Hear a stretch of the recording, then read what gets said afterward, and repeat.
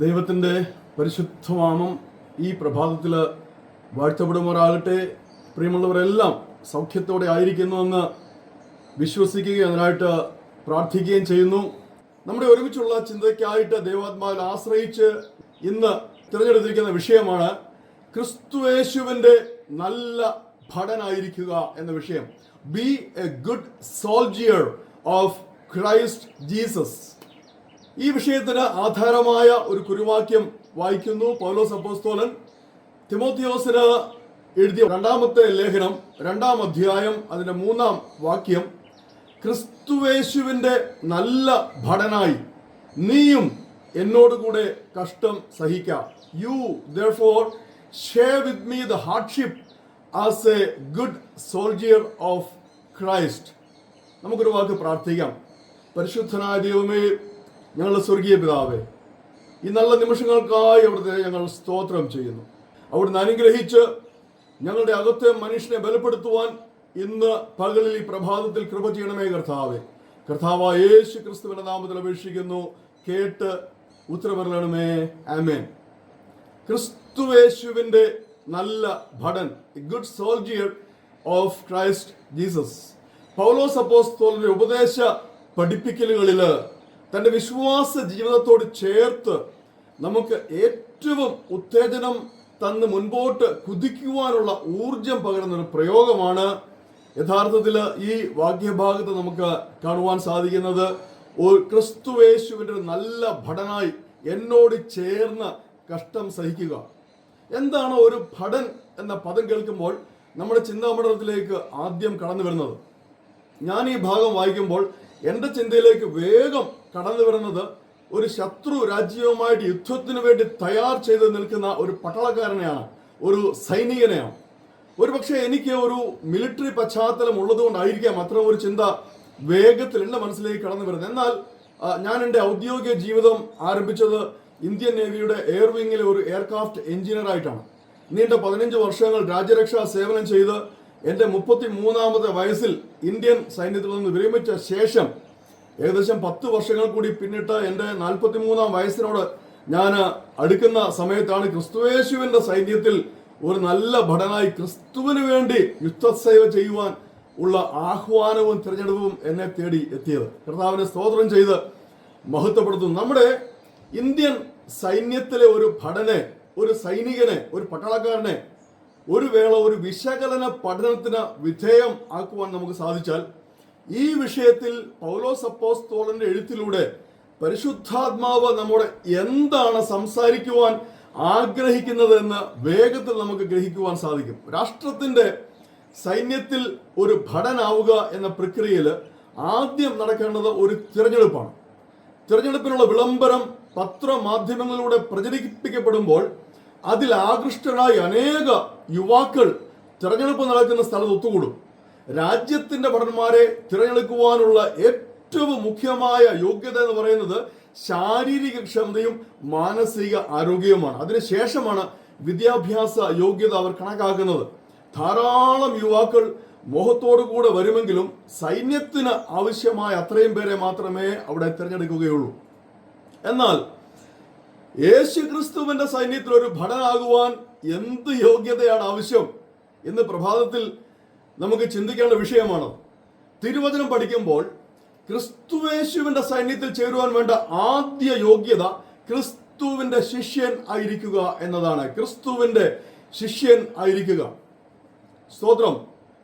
സുവിശേഷ വിളംബരം കേട്ട് ദൈവപുത്രനായ യേശു ക്രിസ്തുവിൽ വിശ്വസിച്ച് മാനസാന്തരപ്പെട്ട് യേശു ക്രിസ്തുവിനെ കർത്താവായി ഏറ്റുപറഞ്ഞ് രക്ഷ പ്രാപിച്ച് ജലത്തിൽ അവനെ സാക്ഷീകരിച്ച് സ്നാനപ്പെട്ട് പരിശുദ്ധാത്മാവിൽ സ്നാനപ്പെട്ട്, ഹല്ലേലൂയ, സ്തോത്രം, അപ്പോസ്തല ഉപദേശങ്ങൾ കൈക്കൊണ്ട് അംഗീകരിച്ച് അത് അപ്പാടെ അനുസരിച്ച് വിശുദ്ധിയോടെ വേർപാടോടെ ജീവിക്കുന്ന, തന്റെ വിശ്വാസ ജീവിതം മുന്നോട്ട് നയിക്കുന്ന ഒരു വ്യക്തിക്ക് മാത്രമേ യേശു ക്രിസ്തുവിന്റെ ശിഷ്യൻ, ഞാൻ യേശു ക്രിസ്തുവിന്റെ ശിഷ്യനാണെന്ന് പറയുവാൻ സാധിക്കൂ.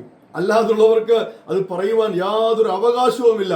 അങ്ങനെ ജീവിക്കുന്ന ഒരു ക്രിസ്തു ശിഷ്യൻ ആയിരിക്കണം ക്രിസ്തുയേശുവിന്റെ സൈന്യത്തിലേക്ക് ഒരു ഭടനായിട്ട് ചേർക്കപ്പെടുന്നത്. ഇവിടെ ശാരീരിക ക്ഷമത കൊണ്ടോ മാനസിക ആരോഗ്യം കൊണ്ടോ വിദ്യാഭ്യാസം കൊണ്ടോ ഇത് നേടിയെടുക്കുവാൻ നമുക്ക് സാധിക്കുകയില്ല. ക്രിസ്തുവേശുവിന്റെ ഭടനായി തീരുക എന്ന് പറയുന്നത് ഒരു മഹാഭാഗ്യ പദവിയാണ്. പൗലോസ് അപ്പോസ്തലൻ ഇതേ ലേഖനത്തിൽ താൻ എങ്ങനെയാണ് ഈ സൈന്യത്തിൽ ചേർക്കപ്പെട്ടതെന്ന ഒരു സാക്ഷ്യം പങ്കുവയ്ക്കുന്നത് നമുക്കൊന്ന് വായിക്കാം.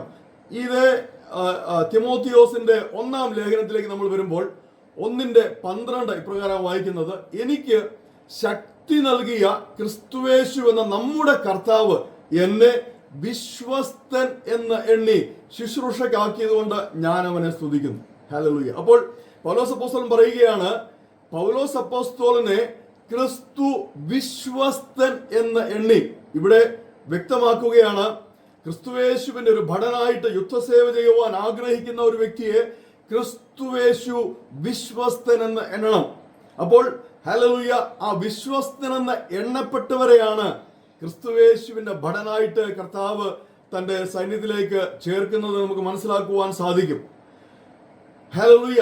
ക്രിസ്തുവേശുവിന്റെ നല്ല ഭടനായിരിക്കുക എന്നത് ഒരു ഭാഗ്യ പദവിയും ശ്രേഷ്ഠകരമായ ഒരു ശുശ്രൂഷയുമാണ്. ഇത് മറക്കരുത്, ഇതൊരു വലിയ ശുശ്രൂഷയാണ്. രാജ്യത്തിന്റെ ഒരു നല്ല ഭടനായിത്തീരുന്നത് വളരെയേറെ കഷ്ടപ്പാടുകൾ സഹിച്ചാണ്. ഹല്ലേലൂയ. നമ്മൾ വിചാരിക്കും ഒരാളെ പട്ടാളത്തിലേക്ക് എടുത്തിട്ട് ആയുധം കൊടുത്ത് ഡ്രസ്സ് കൊടുത്ത് നല്ല യൂണിഫോം കൊടുത്ത് ഒരു ഭടനാക്കി ഇവർക്ക്. അങ്ങനെയല്ല, വളരെ കഠിനമായ, കാരണം ഞാനിതിലൂടെ കടന്നുപോയെന്ന് എനിക്കറിയാം. ആദ്യത്തെ 6 മാസം എന്ന് പറയുന്നത് അതിതീവ്രമായ ബേസിക് ട്രെയിനിങ്ങിനാണ്. ഞാൻ അതിനെ പലപ്പോഴും വിളിക്കുന്ന ക്രൂരമായ ട്രെയിനിങ് എന്ന. അതുപോലെ കഷ്ടമാണ്. നമ്മൾ ഉദാഹരണത്തിന് ഒരു ക്രോസ് കൺട്രി ഓടുകയാണ്, അതിൽ ഒരാള് പിന്നിലായി, ആ കൂട്ടം വിട്ട് പിന്നിലായി. പിന്നെ ആ വ്യക്തിക്ക് ലഭിക്കുന്ന എന്താണെന്ന് അറിയാമോ? നിങ്ങൾ കേട്ടിട്ടുണ്ടായിരിക്കാം കമ്പൽ പരേഡ് എന്നൊക്കെ. ഏകദേശം 20-30 കിലോ ഭാരം പുറത്തെടുത്ത് വെച്ചിട്ട് വലിയ പരേഡ് ഗ്രൗണ്ടിന് ചുറ്റും ഓടുവാൻ പറയും. അങ്ങനെ ഓടിച്ചോടിച്ച് ആ വ്യക്തിയെ ബലപ്പെടുത്തും.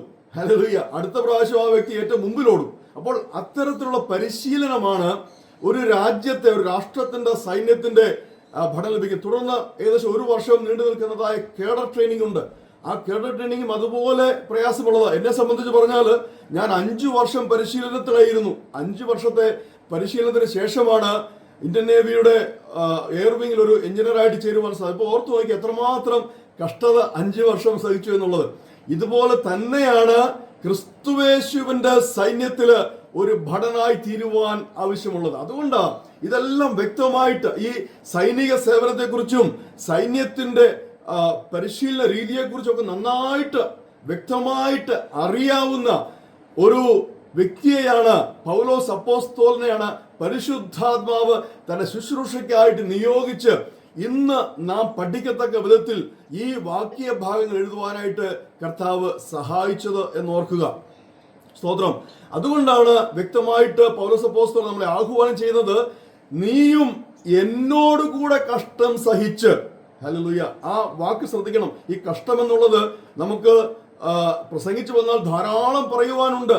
കാരണം പൗലോസ് അപ്പോസ്തലൻ കൊരിന്ത്യർക്ക് എഴുതിയ ലേഖനങ്ങളിൽ താൻ എത്രമാത്രം കഷ്ടങ്ങളിലൂടെ ആണ് കടന്നു പോയിട്ട് ക്രിസ്തുവിന്റെ ഭടനായി തന്റെ ശുശ്രൂഷ മുന്നോട്ട് കൊണ്ടുപോകുന്നത്, ജീവിക്കുന്നത്. ശരിക്കും പറഞ്ഞാൽ ക്രിസ്തുവിന്റെ സൈന്യത്തിലെ ഒരു കമാൻഡറായിട്ട് പൗലോസ് അപ്പോസ്തലൻ ഹല്ലേലൂയ ശുശ്രൂഷ ചെയ്തു വരുന്നതാണ്. അതുകൊണ്ടാണ് ഈ കാര്യങ്ങളെല്ലാം നന്നായിട്ട് അറിയാവുന്ന ഒരു വ്യക്തിയായിട്ടാണ് അപ്പോസ്തലൻ നമ്മളെ ആഹ്വാനം ചെയ്യുന്നത്. നിങ്ങൾ ഒരിക്കലും വിചാരിക്കരുത് ഈ ശുശ്രൂഷ ഒരു ലാഘവത്തോടെ ചെയ്യുവാൻ പറ്റുന്ന ശുശ്രൂഷയാണെന്ന് ഒരിക്കലും വിചാരിക്കരുത്. ഇതിൽ കഷ്ടതയുണ്ട്. ഹല്ലേലൂയ. എന്നോട് ചേർന്ന് നിങ്ങൾ കഷ്ടപ്പെടുവാൻ തീരുമാനിക്കുന്നെങ്കിൽ എന്നോട് ചേരുക എന്ന് പറഞ്ഞാൽ പൗലോസ് അപ്പോസ്തലൻ പറയുന്നു, ഞാൻ ക്രിസ്തുവിന്റെ അനുകാരി ആയിരിക്കുന്നത് പോലെ നിങ്ങൾ എന്നെ അനുകരിക്കുക. അർത്ഥം എന്താണ്? നാം ഹല്ലേലൂയ ആരോട് ചേർന്നാണ് കഷ്ടം സഹിക്കേണ്ടത്? യഥാർത്ഥത്തില് നമുക്ക് വേണ്ടി കഷ്ടം സഹിച്ച ഈ ലോകത്തെ മുഴുവൻ, പിശാചിന്റെ പിടിയിലായിരുന്ന ഈ ലോകത്തെ മുഴുവൻ സ്വാതന്ത്ര്യത്തിലേക്ക് നയിക്കുവാനായിട്ട് ക്രൂശ് മരണമെന്ന ആ വലിയ കഷ്ടത പങ്കപാട് സഹിച്ച കർത്താവായ യേശു ക്രിസ്തുവിനോട് ചേർന്ന് ഹല്ലേലൂയ ആ പങ്കപാടുകൾ സഹിക്കാൻ തയ്യാറായിട്ട് വേണം നാം ക്രിസ്തുവേശുവിന്റെ യുദ്ധസേവയ്ക്കായിട്ട് യേശു ക്രിസ്തുവിന്റെ സൈന്യത്തിൽ ഒരു അംഗമായി തീരുവാൻ. പ്രിയമുള്ളവരെ, ഇന്ന് പ്രഭാതത്തിൽ നാം ഇത് കേൾക്കുമ്പോൾ നമ്മുടെ ഹൃദയത്തിന്റെ അകത്ത് ആ വാഞ്ചയുണ്ടായിരിക്കണം.